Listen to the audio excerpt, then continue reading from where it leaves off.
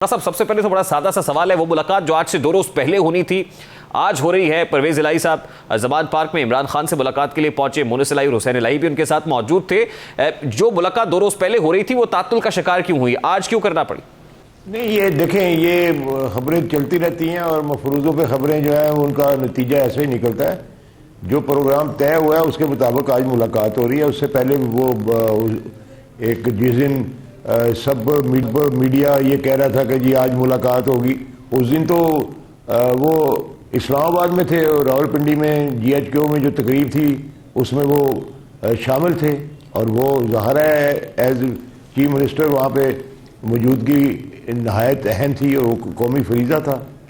तो उसके बाद कल वो वापस आए हैं, आज उनकी मुलाकात हो रही है। शेड्यूल के मुताबिक है प्रोग्राम, कोई इससे पहले कोई तयशुदा प्रोग्राम था ही नहीं।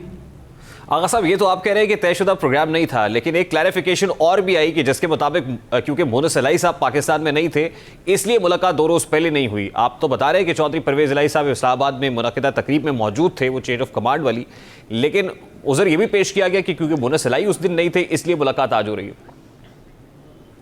ये भी बात बिल्कुल एक मफरूज़े वाली बात है कि मोनिस इलाही साहब जो हैं वो मोनिस इलाही साहब के साथ अगर कोई बात करनी भी हो तो टेलीफोन मौजूद है। आजकल कौन सी चीज़, सैटेलाइट मौजूद है।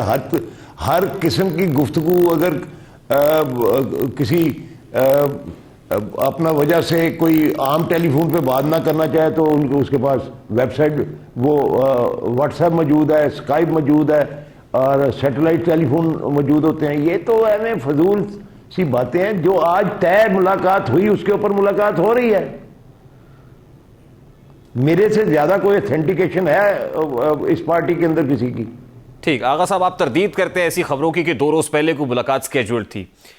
फिर यह फरमाइएगा, बड़ा सादा सा सवाल है, क्या वजह है कि इमरान खान से मुलाकात से पहले परवेज खटक साहब से मुलाकातों के 3 दौर हुए हैं? इमरान खान से मुलाकात से पहले परवेज खटक से मुलाकातों का एजेंडा क्या था? देखिए, एजेंडा क्या था ये तो मुझे नहीं पता। जाहिर है पिंडी गए थे तो पिंडी में परवेज खटक साहब मौजूद थे तो उनसे मुलाकात होनी थी। हमेशा परवेज खटक साहब से जो PTI के मामला हैं सबसे अहम उसके अंदर मुलाकात जो है वो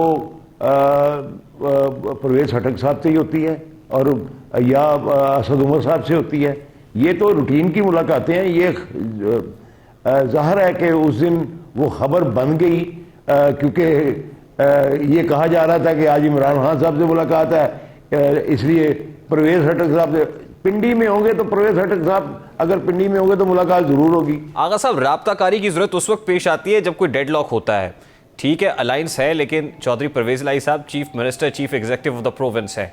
इमरान खान और परवेज इलाही के माबैन किसी जगह पर कोई लाइनो लेंथ फर्क है, किसी जगह पर कोई इख्तलाफ आ रहा है डिसीजन लेने पर? कतई तौर पे कोई इख्तलाफ नहीं है मेरे भाई। मेरी जबान के अंदर, मेरे मुंह में कोई अल्फाज आप डाल नहीं सकते, ना ही कोई है जिनको मैं छुपा रहा हूं। हकायक जो है वो मैं बयान कर रहा हूं और मेरी आदत यह है मैं हकायक बयान करता हूं। यह बात दुरुस्त है कि चौधरी परवेज इलाही साहब ने यह कहा कि इमरान खान साहब अगर कहेंगे तो वो 60 सेकंड नहीं लगाएंगे और असम्बलियां तोड़ देंगे, और फिर इस पर वीडियो पैगाम भी जारी करना पड़ा। लेकिन मैं तो ये कह रहा हूं कि इमरान खान साहब को कन्विंस भी तो किया जा सकता है कि अगर अब ये असम्बलियां तोड़ेंगे तो इमरान खान साहब के लिए बेहतर नहीं होगा। देखें, ये उनकी पार्टी का मसला है। हमने उन्होंने पार्टी के अंदर मुशावरत जो भी करनी होगी करेंगे, उसके बाद जो भी वो फैसला कर लेंगे।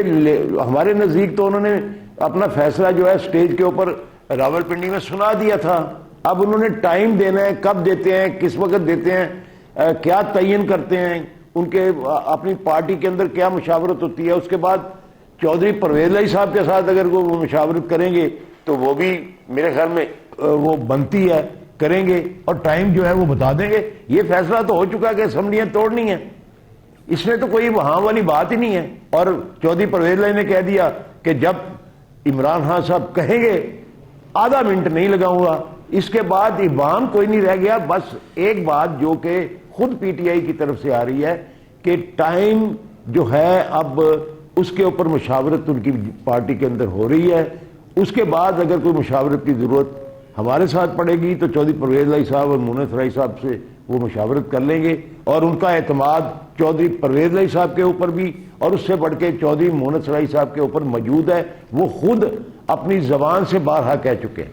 आगा साहब, आप बड़े सीजन पॉलिटिशियन हैं, आप इमरान खान से पुराने सियासतदान हैं और आप सियासी दाव पेच को बड़े अच्छे तरीके से समझते हैं। At this point in time क्या इमीडिएटली ये फैसला पाकिस्तान तहरीक इंसाफ या काफ लीग के हक में होगा कि असेंबली डिसॉल्व कर दी जाए? देखें, ये फैसला हक में हो या हक में ना हो, ये फैसला इमरान खान साहब का है। उनका हक है कि इसके ऊपर फैसला लें। हाँ, अगर किसी बात पे हमसे कोई मुशावरत मांगते हैं तो हम उन्हें मशवरा जरूर देते हैं, अदरवाइज जरूरत नहीं। लेकिन इसके अंदर तो उन्होंने फैसला कर दिया, उन्होंने अनाउंस कर दिया। उसके बाद सोच विचार उन्होंने उससे पहले की होगी, उसके बाद किसी सोच विचार की जरूरत अगर वो उन्हें दरपेश होगी तो उसके अंदर हमारे साथ मुशावरत अगर करेंगे तो हम अपनी राय जरूर देंगे। आपकी राय क्या होगी? हमारी राय जो है वो हमारे लीडर के पास है, मोहम्मद सलाई साहब के पास है, और हम उस राय से बिल्कुल इत्तेफाक करते हैं कि चौधरी परवेज लाई साहब ने कहा कि इमरान खान के साथ चले हैं, चलेंगे। मोहम्मद सलाई साहब ने बारहा कह दिया, उस वक्त कह दिया जब वो मुश्किल में थे, जब इक्तदार जो है वो जा रहा था, उस वक्त मोहम्मद सलाई साहब ने कह दिया कि हम स्टैंड करेंगे इमरान खान साहब के साथ और साथ देंगे और ऐसे देंगे जैसे लोहे की लट होती है। आगा साहब, वक्त का तयन इतना अहम क्यों है? क्योंकि देखिए, chief executive of the province तो इमरान खान साहब के पास है, उनका बनाया हुआ है। परवेज इलाही साहब हैं, खैबर पख्तूनख्वा के अंदर भी चीफ मिनिस्टर उनका है। तो ये वक्त का तयन इतना इंपॉर्टेंट क्यों बन गया है? ये तो फैसला जिस वक्त इमरान खान साहब ने कहा था, मेरा ख्याल है कि उस पर तो देर नहीं लगानी चाहिए थी। ये मेरे भाई, ये सियासत का हिस्सा है, मुशावरत होनी चाहिए। और मुशावरत तो हमेशा, मेरे ख्याल में इस बात में तो कोई शुबा नहीं है कि इमरान खान साहब जो है वो बार बार मुशावरत करने के आदी हैं और वो हमेशा मुशावरत एट लेंथ करते हैं और बड़ी डिटेल मुशावरत करते हैं। उसके बाद वो फैसला सुनते सबकी हैं और फैसला वो अपनी मर्जी से करते हैं। उनको पार्टी की तरफ से इख्तियार भी दिया हुआ है। यही तरीकाकार हमारी जमात में है। हमारी जमात जो है वो उसके अंदर बड़ी वसी मुशावरत होती है और उसके बाद फिर आखिरी फैसला जो है वो चौधरी परवेज लाई साहब करते हैं। आगा साहब, देखिए, दो सूबाई असेंबलीज को डिसॉल्व करके बैंकों को सुने पुलिस सुने, बैंकों को जब ये कह दिया जाए कि आपने एलसीज नहीं खोलनी, तो इसका मतलब क्या हुआ कि मुल्क डिफॉल्ट हो चुका है। इससे बाद इससे ज्यादा क्या मुल्क ने डिफॉल्ट करना है?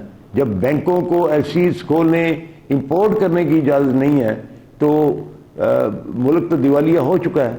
इससे ज्यादा क्या दिवालिया होना है? इकोनॉमिक स्टेबिलिटी का ताल्लुक पॉलिटिकल स्टेबिलिटी के साथ है, और अगर पॉलिटिकल इंस्टेबिलिटी रहेगी तो इकोनॉमिक इंस्टेबिलिटी तो रहेगी ना सर। बैठने का कोई फायदा नहीं है सर। देखिए, पॉलिटिकल स्टेबिलिटी जब तक नहीं आएगी, इकोनॉमिक स्टेबिलिटी नहीं आएगी। और इलेक्शन ईयर मैं कह रहा हूं कि वो डोर नॉक कर रहा है, दरवाजे पर दस्तक दे रहा है। साल तो आया चाहता है, चंद रोज रह गए, अब इलेक्शन ईयर की तरफ ही जाना है, तो इलेक्शंस हो जाएंगे। ऐसे में अगर असेंबलीज डिसॉल्व करते हैं तो मजीद टर्मोइल होगा, मजीद कियोस आएगा, मजीद इंस्टेबिलिटी होगी सर। मेरे भाई, जब ये हालात हो जाए मुल्क के तो 8 दिन नहीं चला जा सकता। 8 माह या 10 माह या 1 साल तो मुल्क तबाह हो जाएगा।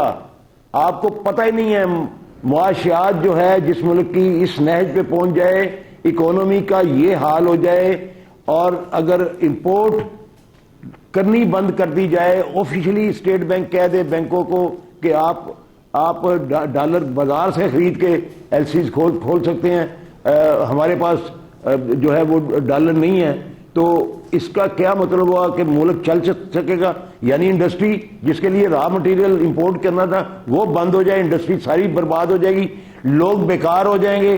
पहले ही तबाही हुई है, बेरोजगारी है, महंगाई है, और बिल देने के लिए लोग आगा साहब, आज से 7-8 महीने पहले शायद सूरत हाल इससे भी ज्यादा बदतर थी। अपने बच्चों को लोग जिबा कर रहे हैं। आगा साहब, आज से 7-8 माह पहले सूरत हाल शायद इससे भी ज्यादा कंसर्न थी। उस वक्त असेंबलीज डिसॉल्व नहीं की गई, उस वक्त इमीडिएटली ये फैसला लिया जा सकता था। आज मैं फिर आपसे ये कह रहा हूं कि इलेक्शन ईयर सर पे आ गया है, ये फैसला बहुत ताखीर से कर रहे हैं आप, अगर आप ये फैसला आप ले रहे हैं तो। जो हकायक हैं वो आज जितने मशीयत के हालात खराब हैं, पाकिस्तान की 75 साल 76 साल हिस्ट्री के अंदर उतने हालात खराब नहीं थे जितने आज खराब हैं। हकायक ये हैं, लोग अपने बच्चों को ज़िबा कर रहे हैं, आप देख नहीं रहे क्या हालात हो गए हैं।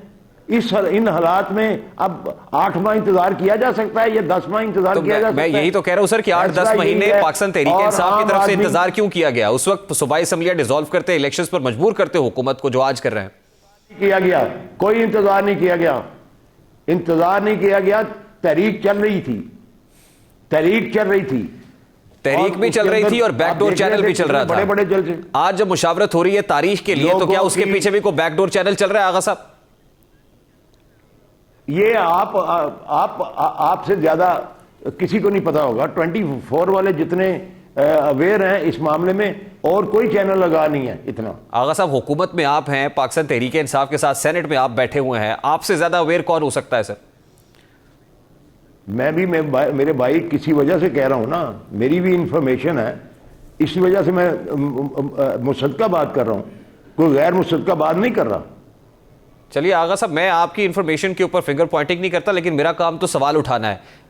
आपने कहा कि मुनस अलाई साहब और चौधरी परवेज अलाई साहब की राय प्रिवेल करती है, लेकिन आपकी पार्टी के जो प्रेसिडेंट हैं वो तो चौधरी शुजात हुसैन साहब हैं, तो आप उनको नेग्लेक्ट कर रहे हैं? कतई तौर पे नहीं। आपने कहा फैसले का इख्तियार चौधरी परवेज अलाई साहब के पास। चौधरी शुजात हुसैन साहब को सदारत से हटा दिया गया हुआ है। पार्टी की जो मरकजी कमेटी है, वर्किंग कमेटी जो है, उसने उनको अपना सदारत से फारिग किया हुआ है। लेकिन इलेक्शन कमीशन ऑफ पाकिस्तान का फैसला तो कुछ और कहता है ना सर। अब हमारी क़यादत चौधरी परवेज अलाई साहब के पास है। इलेक्शन कमीशन ऑफ पाकिस्तान का डिसीजन तो कुछ और है sir. Election commission of Pakistan का जो डिसीजन है वो एक रुकावट बना हुआ है। वो इसलिए बना हुआ है कि उन्होंने स्टे किया हुआ है, जो कि कानून और जो इलेक्शन कमीशन के इख्तियारात हैं उसको तजावज़ करके उन्होंने एक स्टे दिया हुआ है, जिसकी वजह से हमारी पार्टी के इलेक्शन नहीं हो रहे। जिस वक्त वो स्टे खारिज होगा इंशाल्लाह इलेक्शन होंगे। फिर ग्राउंड रियलिटी तो यही है ना कि चौधरी शुजात ही आपकी पार्टी के सदर हैं। फैसला है, ग्राउंड रियलिटी तो यही है कि till this time as of now अभी तो आपकी पार्टी के सदर चौधरी शुजात है। और चौधरी परवेज अलाई साहब को इस तरह का फैसला करते हैं तो आप एक्सपेक्ट कर रहे हैं कि एक और खत आ जाएगा चौधरी शुजात साहब का, जैसे एक खत पहले आया था? कतई तौर पे इस वक्त चौधरी शुजात हुसैन साहब हमारी पार्टी के सदर नहीं है। इससे ज्यादा मैं आपको कुछ नहीं बता सकता। आप खुद ही एग्री कर रहे हैं कि इलेक्शन कमीशन ऑफ पाकिस्तान का एक स्टे पड़ा हुआ है, अभी जब तक वो पड़ा हुआ है तब तक तो है ना सर? कतई तौर पे ये नहीं है, ये स्टे नहीं है। स्टे ये है कि जैसे है वैसे रहेगा। वो सदारत से हटाए जा चुके हैं। इलेक्शन कमीशन ऑफ पाकिस्तान का स्टे ये है कि एज इट इज रहेगा। चलिए लास्टली आगा साहब ये बताइएगा कि अभी खुद चौधरी परवेज अलाई साहब ने कुछ शो कॉज नोटिस भी इशू किए गए हैं कुछ स्टेटमेंट्स देने के ऊपर, जो खासतौर पे इदारों के खिलाफ दी जा रही हैं। क्या इन स्टेटमेंट्स को जो दी जा रही है उन पर भी आप और आपके इत्तेहादी पीटीआई सेम पेज पर है? मुझे समझ नहीं आई आपने क्या सवाल किया। सर, पाकिस्तान तहरीक इंसाफ की तरफ से इदारों पर जिस तरह खुलकर तनकीद की जा रही है, इदारों पर उनकी क़यादत के ऊपर, क्या उस पर भी काफ लीग सेम पेज पर है? मैं इसके ऊपर बड़ी वाज़ेह स्टेटमेंट दे चुका हूं। हमारी जमात इंडिपेंडेंट जमात है और हमारी पॉलिसी जो है वो अपनी पॉलिसी है। पीटीआई एक इंडिपेंडेंट जमात है। हमारी दोनों पार्टियों का अलायंस है इंतहाबी सतह के ऊपर, और वो बड़ा बतौर बड़ा एहसन तरीके से चल रहा है और इंशाल्लाह चलेगा। पॉलिसी अपनी अपनी है और हम अपनी पॉलिसी पे कायम हैं। उनकी क्या पॉलिसी है वो उनको पता होगा, वो आप उनसे पूछें।